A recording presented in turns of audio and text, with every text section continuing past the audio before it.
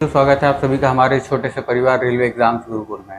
जैसा कि आप लोग स्क्रीन में देख पा रहे होंगे कि यहाँ पर एनटीपीसी का जो एग्जाम होने वाला है उसकी एग्जाम डेट के बारे में चर्चा करेंगे, लेकिन यहाँ पर बहुत ही इंपॉर्टेंट चीज भी आपके साथ डिस्कस करेंगे कि एग्जाम की एग्जैक्ट डेट क्या हो सकती है। ठीक है, क्योंकि अगर आपको एग्जाम की तैयारी करना है और उसकी अगर एग्जाम की परफेक्ट डेट ना मालूम हो कि कितना समय आपके पास बचा है कितना समय नहीं बचा है, तो यहाँ पर आपके पास स्क्रीन में सारी चीजें आपको लाइन बाय लाइन दिखेंगी भी और मैं आपको बताऊंगा भी। ठीक है, अब यहाँ पर आप देखोगे दो तीन चीज डिस्कस करेंगे। सबसे पहले जो रेलवे था उसने एनटीपीसी की एग्जाम डेट आपकी अप्रैल मिड या अप्रैल लास्ट में दी थी। ठीक है ना, कि आपका एनटीपीसी का एग्जाम कब होगा, अप्रैल मिड यानी कि 15 से 30 अप्रैल के बीच में हो जाएगा, स्टार्ट हो जाएगा। ठीक है, अब जब अप्रैल में आपका जो पेपर होना था वो होना था इंटर लेवल से, है ना, और उसके बाद मई में जो आपका पेपर होना था वो एनटीपीसी ग्रेजुएशन लेवल वालों का पेपर होना था। ठीक है, अब यहाँ पर दिक्कत क्या है कि अब बात करते हैं इस चीज पर, क्या पेपर पॉसिबल है। तो यहाँ पर देखो थोड़ी सी दिक्कत इसमें हो गई है कि एनटीपीसी रेलवे ने जो अभी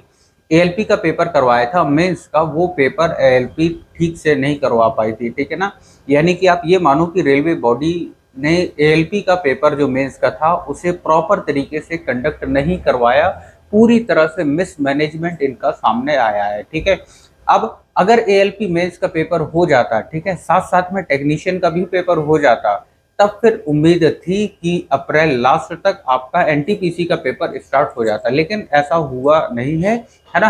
अब देखिए रेलवे के पास दो एग्जाम अभी है करवाने के लिए, पहला तो एएलपी का मेंस है करवाने के लिए, टेक्नीशियन है करवाने के लिए। ठीक है ना, अब ये पेपर आप मानोगे एएलपी के कम से कम 2.5 लाख बच्चे मान लीजिए, ठीक है ना, और टेक्नीशियन में भी कई सारे बच्चे हैं, तो कम से कम 2 दिन चाहिए इन्हें एएलपी का पेपर करवाने के लिए और 2 ही दिन चाहिए कम से कम टेक्नीशियन का पेपर करवाने के लिए, है ना।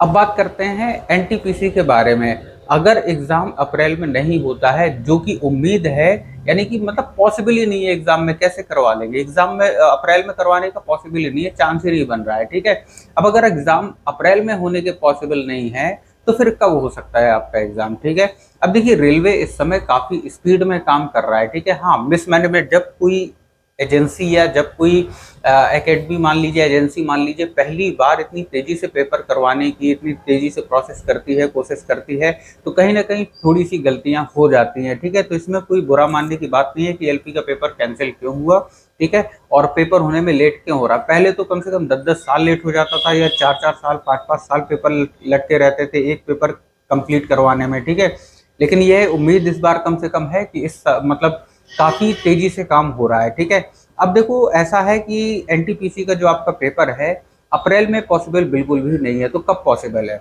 एनटीपीसी का पेपर आपका, मई में, लेकिन मई में भी आप देखोगे लास्ट मई तक, है ना, मई में भी आप 20 मई के बाद ही मान के चलो कि एनटीपीसी की डेट आएगी, आपकी एग्जाम डेट। अब अगर मई से स्टार्ट होगा तो एनटीपीसी में आपको पता है कि कम से कम 1 लाख 1 करोड़ से ज्यादा बच्चे हैं। ठीक है, तो करवाने के लिए इन्हें अच्छा खासा टाइम भी चाहिए। ठीक है ना, तो काफी लंबे समय तक चलेगा एनटीपीसी का पेपर, है ना।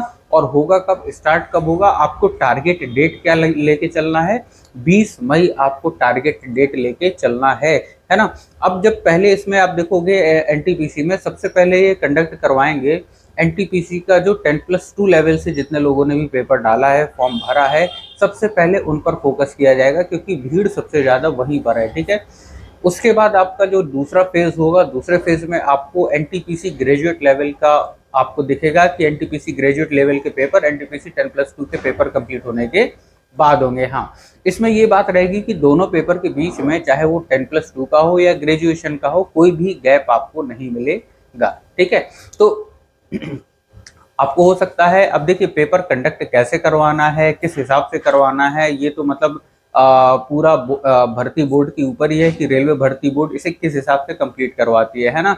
अब देखिए अगर पेपर मई में होता है ना, मई में अगर पेपर होता है, मई के लास्ट में पेपर स्टार्ट होता है, फिर उसके बाद आप देखोगे कि कम से कम 4 से 5 साल 5 महीने लगेंगे इनका रिजल्ट आने में। ठीक है, अब 4 से 5 महीने बाद जब रिजल्ट आएगा तो उसके बाद कम से कम 3 महीने का टाइम दिया जाता है मेंस करवाने के लिए, यानी कि 4-3-7। ठीक है, अगर पेपर मई में हो जाता है तब, ठीक है, मई के लास्ट में शुरू हो जाता है तब, तो मई के लास्ट में अगर पेपर शुरू हो जाता है तो आप मान के चलो कि आज से लगभग 9-10 महीने बाद आपको फाइनल रिजल्ट मिल सकता है।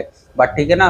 तो ये एनटीपीसी सबसे पहले तो हमें फोकस करना है जो प्री का पेपर है, तो आप डेट अभी के लिए फिलहाल मान के चलिए कि क्या है, 20 मई डेट है। ठीक है ना। चलिए मिलते हैं हम लोग फिर अगले वीडियो में, तब तक के लिए